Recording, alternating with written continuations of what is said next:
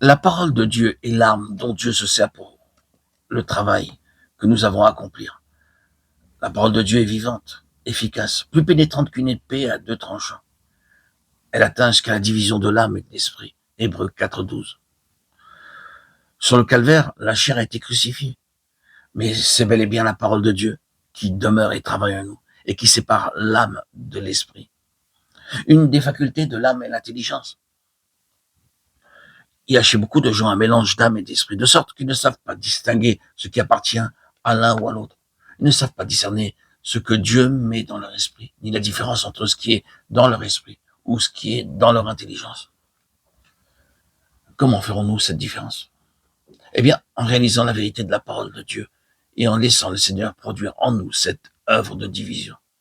Tout au moins, devez-vous comprendre qu'il faut que cette division se fasse. Vous pouvez demander à Dieu de la produire en vous. Oh, c'est si facile, si simple de demander. Si vous ne pouvez pas faire la différence de ce qui entre dans votre entendement et de ce qui vient de Dieu, dans votre esprit, eh bien, tout simplement demandez-lui. Demandez-lui de vous enseigner, car le Saint-Esprit vous enseigne toutes choses. Jean 15, 26. La méthode de Dieu est d'abord de nous montrer ce dont nous avons besoin.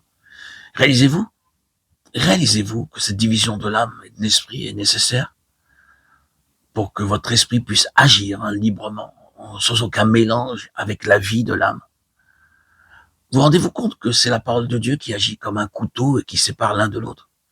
Il y a une division qui est nécessaire, produisant une séparation allant jusqu'aux jointures et aux moelles, discernant les pensées et les intentions du cœur. Littéralement en grec, les conceptions mentales se rapportant à l'intelligence. Toute la psyché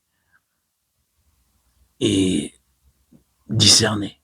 Il est évident que nous avons tous besoin de conceptions mentales de la parole de Dieu et des conceptions de vérité qui ne viennent pas du Saint-Esprit. Cela est clair.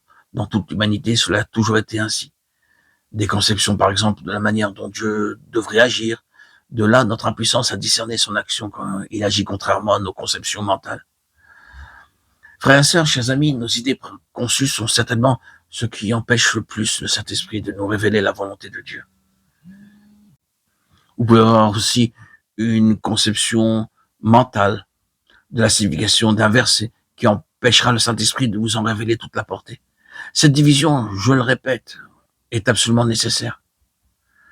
Quand il vous semble difficile d'être guidé par Dieu, c'est parce que vous ne laissez pas Dieu vous guider clairement. Et cela à cause de votre incapacité à discerner la différence entre les choses de votre entendement et les choses de votre esprit. De là la nécessité de connaître la croix, d'être mort selon la chair, et de laisser la parole de Dieu agir en nous comme une épée aiguë à deux tranchants, divisant l'âme de l'esprit.